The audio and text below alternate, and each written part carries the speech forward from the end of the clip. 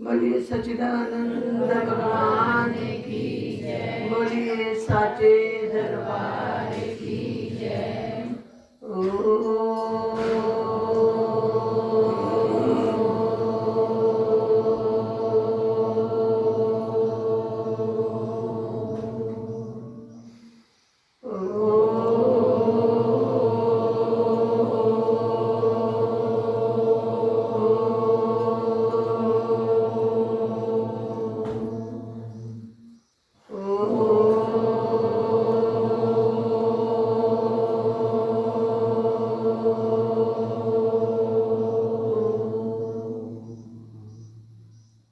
वंदो श्री गुरुदेव जी, सब विधि करो सहाय। हरो सकल जग आपदा, प्रेम सुधारस प्यारे। सुरति करो मेरे साइया, हम हैं भव जल माई। आगे ही बह जाएंगे, जो नहीं पकड़ो पाए।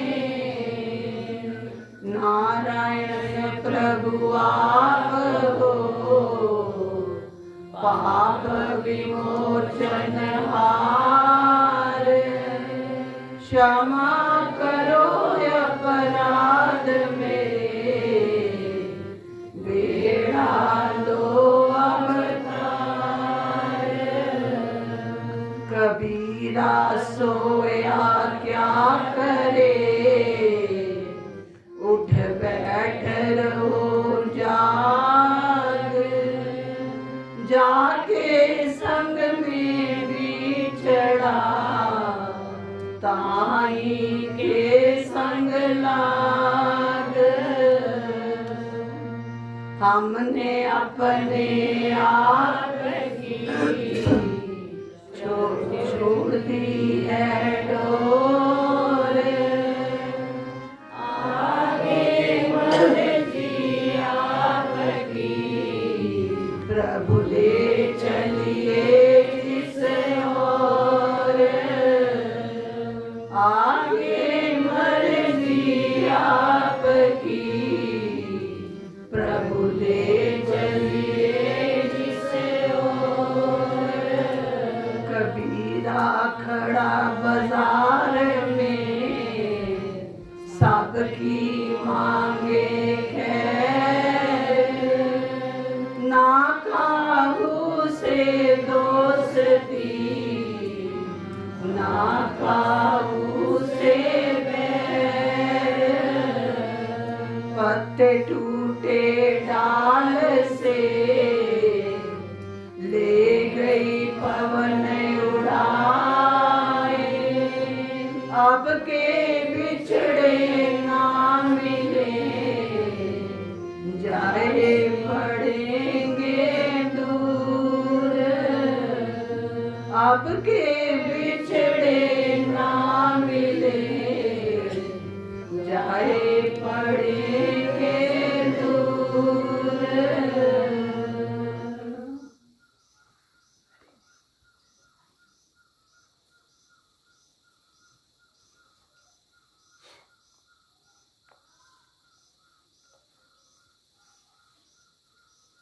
एक बार गढ़शंकर महाराज जी के बरामदे में शाम को सारी संगत बैठती थी, जो हम लोग वहाँ आश्रम वासी थे। और मेरी तबीयत ठीक नहीं थी, पर सुमन जी ने कहा हाजिरी जरूर लगानी है, तो जैसे बोला जाएगा 5 मिनट बोल। तो महाराज जी कहते हैं कि बरामदे में बैठते थे, तो उस वक्त कुछ ना कुछ प्रसंग चलते थे, कोई भी किसी के ऊपर विचार बात।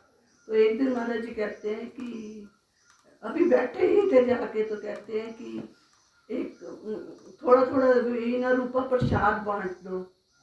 तो हमने सोचा बैठते ही महाराज जी ने प्रसाद का हुक्म दिया है, तो ये कौन सा प्रसाद होगा। फिर महाराज जी इशारे से ज़्यादा बात करते थे, बोल के बोलना पसंद कम करते थे। तो एकदम ऐसे ही महाराज जी की प्रेरणा से दिमाग में आया कि महाराज जी कहते एक महात्मा का प्रसाद किताब का नाम था, तो उसमें शिवरा मंदिर से लाए, तो महाराज जी कहते हैं ये प्रसाद आप लोग बांटो। तो हाँ, ये थोड़ा सा प्रसाद है जो बांटना है महाराज जी की आज्ञा से।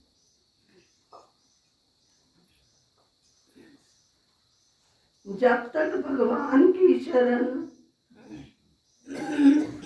जब तक भगवान की ओर मुख नहीं हो जाता तब तक यथार्थ में सुख और सुविधाएं नहीं मिल सकती। यही मनुष्य भूल करता है, सुख एवं सुविधाएं चाहता है, पर चाहता है भगवान की ओर पीठ करके। ये याद कर लेने की बात है कि मन से, वाणी से, शरीर से दिन रात 24 घंटे ही निरंतर भजन होता रहे। निरंतर दिन रात भजन हो, इसके लिए कुछ समय प्रतिदिन एकांत में बैठकर भजन का अभ्यास करें। मान लें यदि 2 घंटे एकांत में बैठकर लगातार भजन करेंगे तो फिर इससे शेष 22 घंटे तक भजन करने की शक्ति मिलती रहेगी। भगवत भजन का सबसे सरल प्रकार है भगवान के नाम का स्मरण, नाम का जप। स्मरण ना हो सके तो जीभ से ही नाम का स्मरण लेने का अभ्यास करें। नाम के द्वारा असंभव संभव हो जाता है। प्रत्येक मनुष्य को प्रतिदिन एकांत में बैठकर लगातार कम से कम 2-2 घंटे नाम जप का अवश्य अभ्यास करना चाहिए। प्रतिदिन कुछ समय भगवान की प्रार्थना के लिए भी नियत होना चाहिए। भगवान की प्रार्थना से भगवान की स्तुति में बड़ा बल मिलता है। भगवान के स्तवन में सबसे पहली चीज है भगवान पर अटल विश्वास। प्रतिदिन प्रातःकाल उठकर भगवान से प्रार्थना करें और मांगे, प्रभु आज समस्त दिन आपकी अनुकूलता में ही बीते। सर्वोत्तम काम है दिन रात भजन करना। यदि मनुष्य चेष्टा रखे तो 1 लाख नाम जप सही जप नहीं, 50,000 नाम जप तो बहुत आसानी से कर सकता है। नाम लेते लेते अंतर के मल का नाश होता है और फिर नाम का स्वाद प्रकट होता है। नाम में स्वाद आ जाने पर तो फिर छूटना कठिन हो जाता है। भजन स्मरण में रस आने पर यदि कभी क्षण भर भगवान की विस्मृति होती है तो महान व्याकुलता होती है। निरंतर भजन का अभ्यास नहीं हो जाने तक नियम पूर्वक भजन करने की आवश्यकता है। नाम की पूंजी खरी पूंजी है, ये जिसके पास है उसे यमराज का भय नहीं है। संकेत से, परिहास से भी यदि भगवान का नाम जीभ पर आ गया तो सब पाप जल जाते हैं। जहाँ भगवान का नाम होता है वहाँ यमदूत नहीं आ सकते। कल युग में और सब दोष ही दोष हैं, पर एक महान गुण है ये कि इस युग में भगवान के नाम कीर्तन से ही परम कल्याण हो जाता है। गोस्वामी तुलसीदास जी ने तो यहाँ तक कह दिया, तुलसी जाके बदनते धोखे से निकसत राम, ताके पग की पग तरी मोहे तन की चाम। समस्त विश्व जग भगवान का नाटक है, खेल है। भगवान के इस खेल में भी सब रस होने चाहिए। इस समय वर्तमान युग के रूप में ध्वंस की लीला चल रही है। इस नाटक मंच पर सृजन सहार की लीला चलती ही रहती है। सारी किताबों को पढ़ने के लिए एक एक पन्ना उल्टना ही पड़ता है। एक के उल्टने के बाद ही दूसरा पन्ना सामने आएगा। ये जीवन भी भगवान की लीला रूप किताब का एक पन्ना है। इसे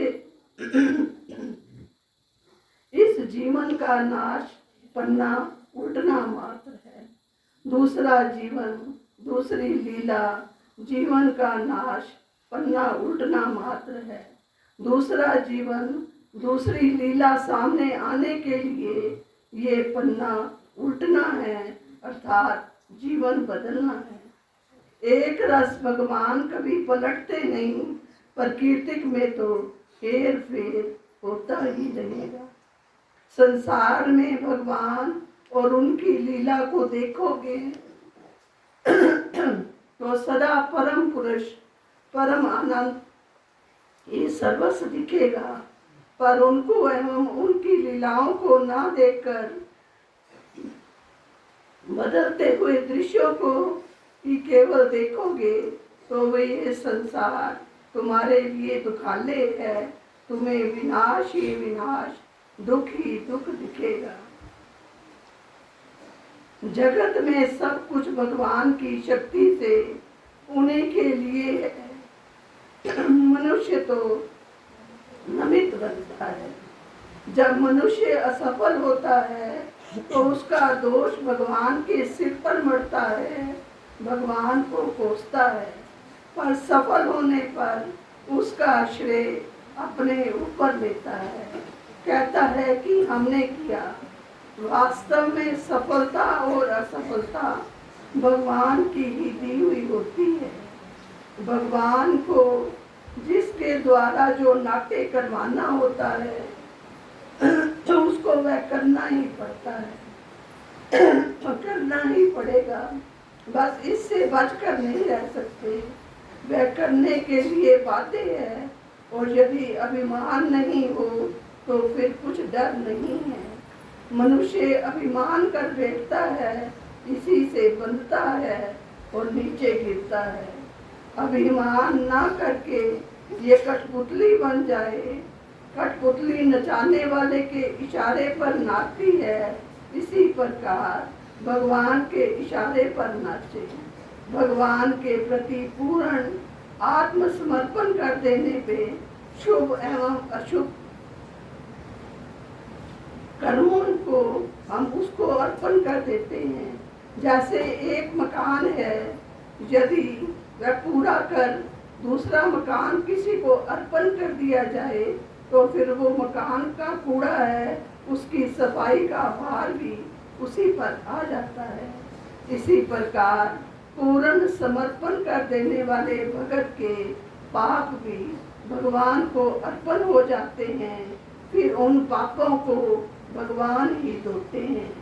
पाप वस्तुतः रहते ही नहीं, भगवान की शरण में के सारे पाप कटे। बोलो सतगुरुदेव महाराज की।